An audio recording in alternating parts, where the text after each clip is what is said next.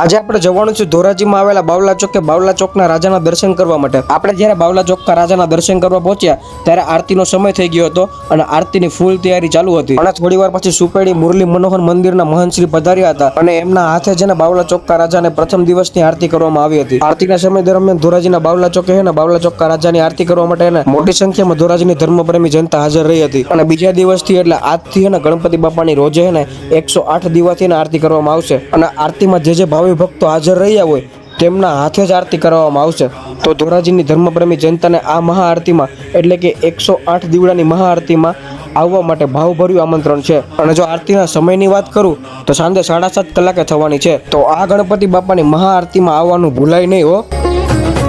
रत्न खचित फरा दुज गौरी कुमरा चंदनाची उठी कुमकुम केशरा हीरे जडित मुकुट शोभतो बरा ऋण सुरती नुकु